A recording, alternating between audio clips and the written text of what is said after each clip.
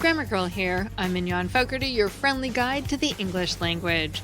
We talk about writing, history, rules, and other cool stuff. But before we start, I also have an exciting announcement. For the next couple of months or so, I'm going to have an extra episode every week. In addition to the regular Tuesday show, on Thursday, you'll also get an interview show we're calling Grammar Girl Conversations. So today, I have breaking grammar news about updates to the AP Style book and a fun segment about Catawampus, Kitty Corner, and more.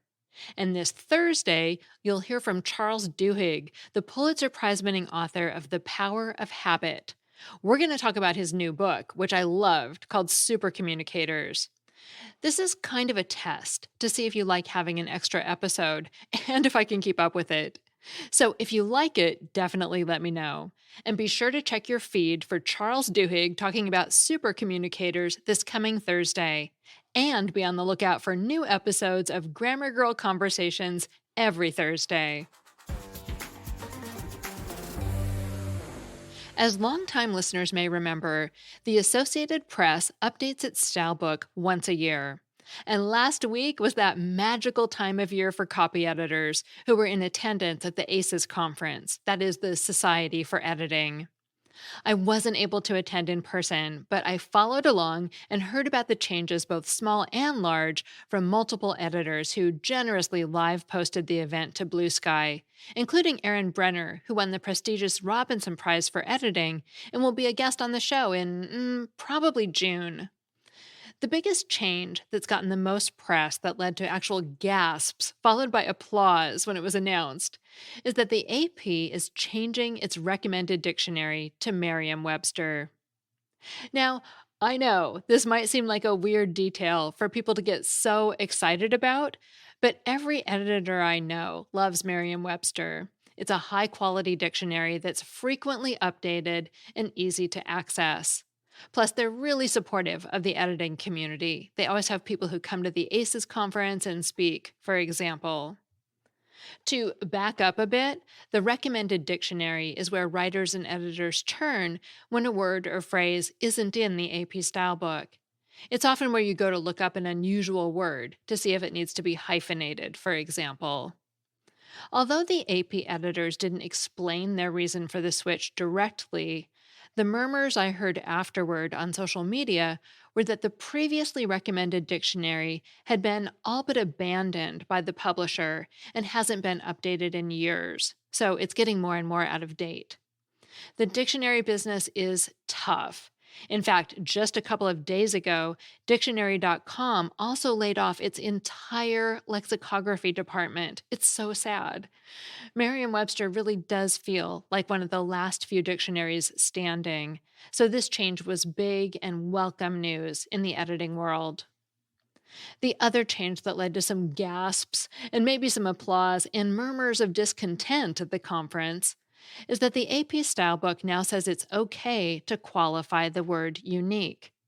They note that unique does mean one of a kind, but it also has a second sense of something that's extraordinary or highly unusual. You don't have to use it that way, but if you're editing for AP Style, you no longer have to change phrases like very unique or especially unique. I definitely know some editors didn't like this one. And if you want to learn more about the history of the word and the thinking behind the change, check out Grammar Girl episode 840, because we have a long segment about the word and how it's being used more and more in this other way. That was back in late 2021, and it's episode 840. Another huge change this year for editors is how to handle bulleted lists. In the past, the AP Style book called for putting a period at the end of every bullet item, even if it was a single word. So if you had a bulleted list with the items needed to make s'mores, each bullet would be chocolate, period, graham crackers, period, marshmallows, period.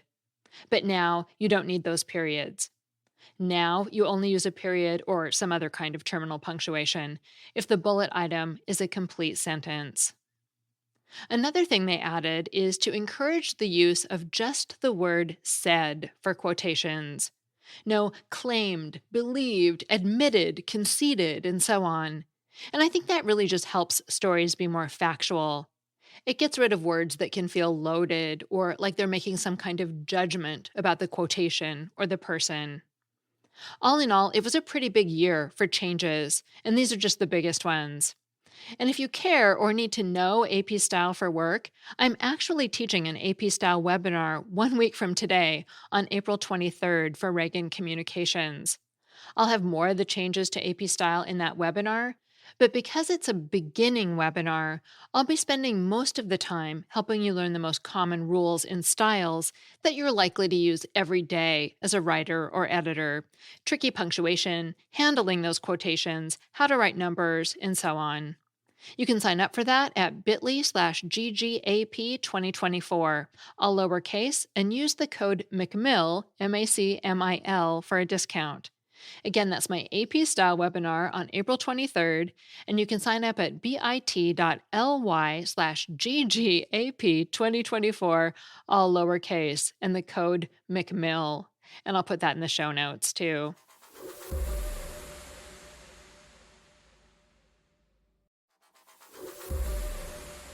If you watched the recent Curb Your Enthusiasm finale on HBO, you may have been delighted to see the old Americanism catawampus playing a central role in the plot. Among all the typical quirkiness that led to Larry David being put on trial for giving a bottle of water to a voter, that voter rips him to shreds on the witness stand after hearing Larry's manager Jeff use the word catawampus, and realizing he had earlier tricked her into revealing her secret salad dressing recipe on a phone call in which he used that word. Mirroring the final episode of Seinfeld from way back in 1908, which was written by Larry David, in this final episode of Curb Your Enthusiasm, David is sentenced to jail. But unlike the Seinfeld characters who ended the show in the clink, he gets a reprieve when his sentence is thrown out. In his Wall Street Journal column on Catawampus and the Curb Your Enthusiasm finale, linguist Ben Zimmer said, quote, Jeff Schaefer, who co-wrote and directed the episode, told me they hunted online for an odd-sounding Southern word. Somewhere among fixin' and gumption and yonder, there was catawampus, unquote. And catawampus is a great fit for this oddball show. Most people have probably heard it, but it's rare.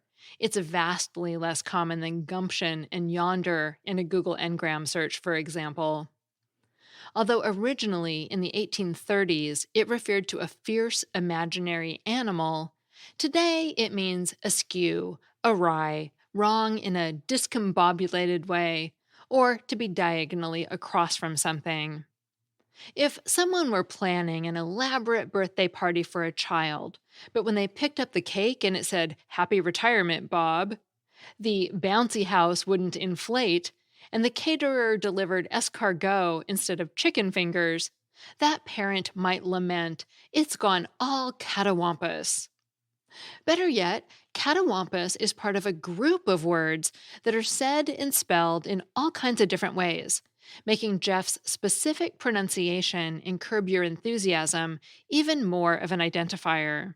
My mom used to say kittywampus, for example, instead of catawampus. And Edam Online shows cattywampus spelled a couple of different ways. And that diagonally across from something meaning leads us to kitty corner or catty corner, which are just two of many similar words people use, which vary by region. Many years ago, I surveyed my Facebook group and made a map of where people use these different words. You can still see it on my website, and I'll put a link in the show notes. What I found was that people in the South, as far west as Texas and as far north as Pennsylvania and Nebraska, are much more likely to say catty corner, whereas everyone else in the US and Canada is more likely to say kitty corner. But people reported using many other words. In many cases, it seemed as if they may have only heard the saying and then guessed at the spelling. Responses included cat corner, carry corner, cat-a corner, caddy corner, cata corner, spelled 3 different ways, keddy corner, and kitty corner, spelled two different ways. The Dictionary of American Regional English has even more variants: kitty cross, kitty catty, and kittering, which means askew instead of diagonally across like all the others. Nobody knows for sure where these words came from, but we have some clues. They probably go back to another American dialect word, catter, which means to set or move diagonally, and which came from the French word for four, quatre. And Etymonline says the wampus part in catawampus could be related to Scottish wampish, meaning to wriggle, twist, or swerve about.